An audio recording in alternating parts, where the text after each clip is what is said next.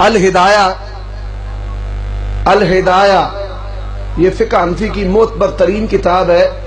اردو میں اس کا ترجمہ مفتی جمیل نے کیا ہے جو دارالاشاعت کراچی سے چھپا ہے. اس کی پہلی جلد میں لکھا ہوا ہے ان الہدایۃ کالقرآن، یہ ہدایہ قرآن کی طرح ہے. اللہ کی قسم ہے یہ تورات زبور انجیل آسمان سے اترنے والی کتابیں ہیں، لیکن ہمارا عقیدہ ہے کہ یہ آسمانی کتابیں قرآن کی طرح نہیں ہیں، لیکن ان کا یہ عقیدہ و نظریہ ہے کہ یہ قرآن کی طرح ہے. اب یہ جو قرآن کی طرح سمجھی جانے والی کتاب ہے سب سے معتبر، اس کے اندر کیا لکھا ہے؟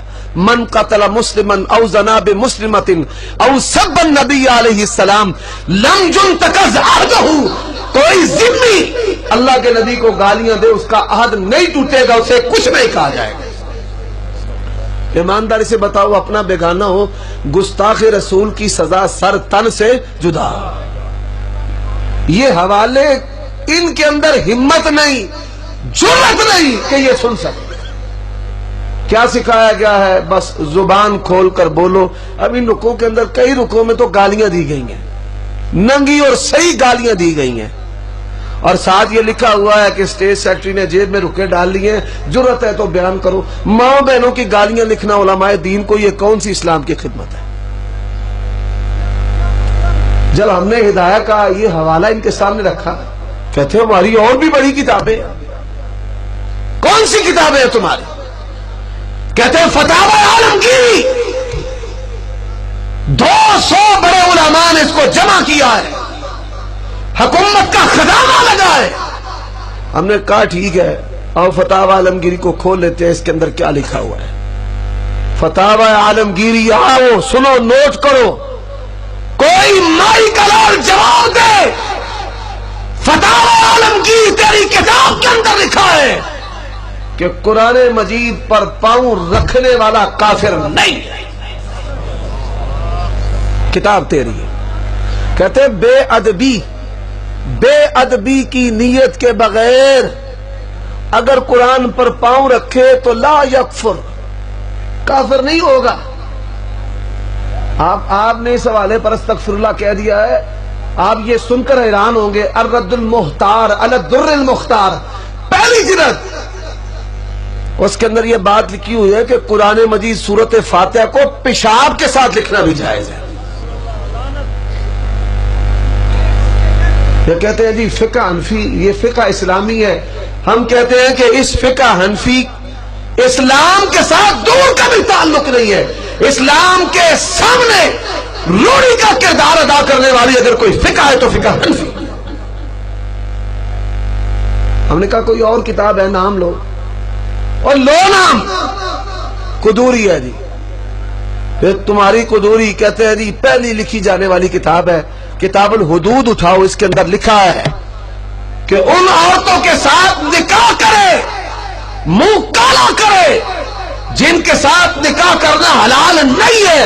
حرمت علیکم امہاتکم و بناتکم خالاتکم و عماتکم، ماں ہے، خالہ ہے، پھپھی ہے، بیٹی ہے، ان کے ساتھ نکاح کر کے منہ کالا کرے. لم یحد عند ابی حنیفہ، ان کے نزدیک اس پر کوئی حد نہیں.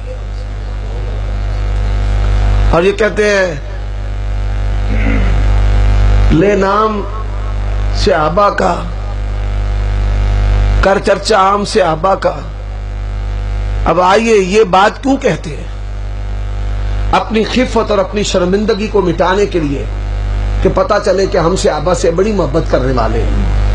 ہم جذباتی نعروں کے قائل نہیں ہیں، ہم عملی محبت کے قائل ہیں. کیونکہ یہ محض خوبصورت جملے بول دینا یہ ایمان نہیں ہوتا اور نہ یہ خوبی ہوتی ہے. اصل جو ہے اللہ کے ہاں عمل ہے، اور مومن اور دوسری اشیاء کے اندر فرق کرنے والی چیز بھی عمل ہے. خوبصورت جملے تو دیواروں پر بھی لکھے ہوتے ہیں، کتابوں میں بھی لکھے ہوتے ہیں. مومن کے اندر کیا عمل ہے؟ صرف خوبصورت جملے نہیں ہیں. آؤ تمہاری فقہ کی کتابوں کے اندر کیا لکھا ہے. فتاوی عالمگیری اٹھاؤ فتاوی عالمگیری. نبی کی ازواج، اب بتاؤ نبی کی بیویاں مومنوں کی مائیں ہیں یا نہیں؟ اللہ کی توفیق سے مومنوں کی مائیں ہیں. اور اللہ کی قسم میری جماعت کا عقیدہ ہے جو نبی کے یاروں اور نبی کی ازواج آپ کے گھرانے کے ساتھ بغض رکھنے والا ہے، اس کے سینے کے اندر ایمان نہیں ہے۔ کیا لکھا ہوا ہے کہ نبی صلی اللہ علیہ وسلم کی تمام ازواج پر زنا کی تہمت لگائے ایسا شخص کافر نہیں ہے۔ سیدہ خدیجہ ہے، سیدہ حفصہ ہے، سیدہ سودا بنت زمعہ ہے، سیدہ جویریہ ہے، سیدہ ماریہ ہے، ان پر تہمت لگائے کافر نہیں ہے۔ آپ یہ بات کرتے جاؤ، شرح فقہ اکبر ہے، کتاب ان کی ہے، زبان میری ہے، لے آؤ۔ کیا لکھا ہوا ہے؟ سب الشیخین وقتلہما لیس بکفر، ابو بکر اور عمر کو گالیاں دینے والا کافر نہیں ہے۔ یہ ان کی کتاب کے اندر لکھا ہوا ہے۔ اللہ تعالیٰ کی ذات بھی محفوظ نہیں ہے، رسول کی ذات بھی محفوظ نہیں ہے، صحابہ بھی محفوظ نہیں ہے۔ اور اٹھاؤ نور الانوار کو، اور اٹھاؤ اصول شاشی کو، لکھا ہوا ہے کہ انس اور ابو ہریرہ رضی اللہ تعالی عنہما یہ فقہ میں کم تر، اگر ان کی بیان کردہ حدیث رسول ہمارے امام کے قول سے ٹکرائے گی، ہم اپنے امام کا قول نہیں چھوڑیں گے، ان کی حدیث کو چھوڑ دیں گے۔ یہ باتیں تمہاری کتابوں کے اندر لکھی ہوئی ہے۔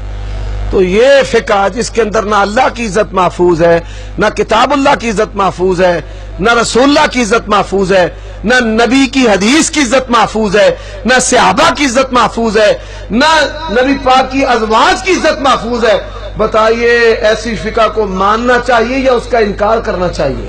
انکار کرنا چاہیے۔